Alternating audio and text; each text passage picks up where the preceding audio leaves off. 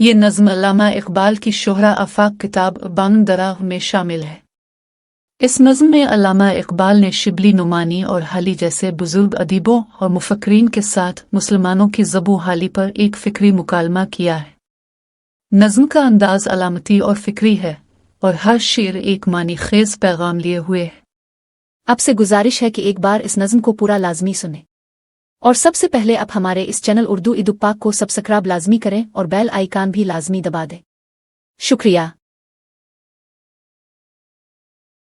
مسلم سے ایک روز یہ اقبال نے کہا، دیوان جز وہ کلمے ہے تیرا وجود فرد۔ تشریح: اقبال مسلمانوں سے مخاطب ہو کر کہتے ہیں کہ ایک دن میں نے ان سے بات کی۔ میں نے کہا کہ اگر کائنات کو ایک دیوان شعری مجموعہ سمجھا جائے تو مسلمان اس دیوان کے ہر جز اور کل میں نمایاں ہے، یعنی مسلمان پوری انسانیت کی تاریخ میں ایک مرکزی کردار رکھتا ہے۔ تیرے سرود رفتہ کے نغمے علوم نو، تہذیب تیرے قافلہ ہائے کوہن کی گرد۔ تشریح: اقبال کہتے ہیں کہ ماضی میں جو مسلمان کی آوازیں اور خیالات تھے وہ آج کی جدید سائنس اور علوم کی بنیاد بنے۔ موجودہ تہذیبیں مسلمانوں کی قدیم تہذیبوں کے قافلوں کے پیچھے پیچھے چلتی ہیں، یعنی مسلمانوں کا علمی اور تہذیبی سرمایہ آج بھی دنیا کے لیے رہنما ہے۔ پتھر ہے اس کے واسطے موج نسیم بھی، نازک بہت ہے یا آبروئے مرد۔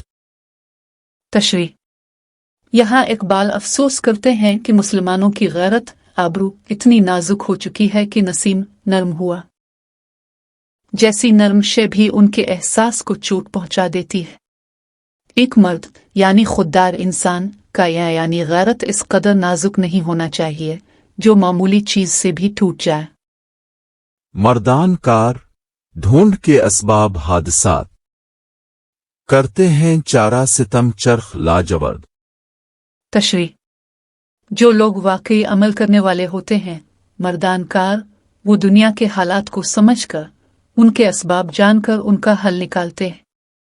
وہ نیلے آسمان چرخ لاجورد کی طرف سے آنے والے ستم کا علاج خود کرتے ہیں، یعنی حالات سے گھبرا کر رونا نہیں بلکہ عملی تدبیر کرنا ان کا کام ہے۔ پوچھ ان سے جو چمن کے ہیں دیرن یہ رازدار، کیوں کر ہوئی خزاں تیرے گلشن سے ہم نبرد۔ تشریح: اقبال مشورہ دیتے ہیں کہ ان اہل فکر و دانش سے پوچھو جو چمن ملت اسلامیہ کے رازوں سے واقف ہیں کہ یہ خزاں زوال تمہارے گلشن ملت اسلامیہ پر کیوں غالب آ گئی، یہ خزاں تمہارے ساتھ جنگ میں کیوں کامیاب ہوئی۔ یہ سوال غور و فکر کی دعوت ہے۔ مسلم میرے کلام سے بے تاب ہو گیا، غماز ہو گئی غم پنہا کی آہ سرد۔ تشریح: اقبال کہتے ہیں کہ جب مسلمان نے میری یہ باتیں سنے تو وہ بے قرار ہو گیا، اس کی سرد آہ اس کے دل کے چھپے ہوئے غم کی ترجمان بن گئی، یعنی اس کی اندرونی پریشانی ظاہر ہو گئی۔ کہنے لگا کہ دیکھ تو کیفیت خزاں، اوراق ہو گئے شجر زندگی کے زرد۔ تشریح: مسلمان جواب دیتا ہے کہ دیکھو خزاں کیسی شدید ہے، زندگی کا درخت مرجھا چکا ہے، اس کے پتے اوراق زرد ہو چکے ہیں، یعنی ملت کی زندگی پژمردہ ہو گئی ہے، اس میں تازگی باقی نہیں رہی۔ خاموش ہو گئے چمنستاں کے رازدار، سرمایہ گداز تھی جن کی نوائے درد۔ تشریح: وہ دانش مند، اہل دل اور باخبر لوگ جو چمن کی حالت جانتے تھے خاموش ہو گئے ہیں، ان کی درد بھری آوازوں میں جو تاثیر تھی وہ اب نہیں رہی، یعنی ملت کے مصلحین بھی خاموش ہو گئے اور درد کی لے بھی مدھم ہو چکی ہے۔ شبلی کو رو رہے تھے ابھی اہل گلستہ، خالی بھی ہو گیا سوئے فردوس تشریح: رہنورد۔ ابھی لوگ شبلی نعمانی کی وفات پر افسوس کر رہے تھے کہ حالی بھی دنیا سے رخصت ہو گئے۔ دونوں عظیم مفکرین مسلمانوں کے غمخوار اور رہنما تھے۔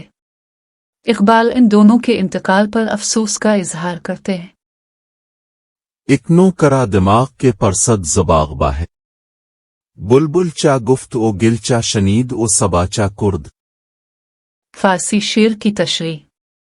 अब किसके पास दिमाग व फहम बाकी रहा है कि बागबान से पूछे कि बुलबुल ने क्या कहा, गल ने क्या सुना और नसीम ने क्या किया। यानी वो लोग जो फहम व इदराक रखते थे रुखसत हो गए हैं, अब समझने और सवाल करने वाले बाकी नहीं रहे। मजमूई पैगाम। ये नज़्म मुसलमानों के माजी के अज़मत, मौजूदा ज़वाल और बाशऊर रहनुमाओं की कमी को बयान करती है।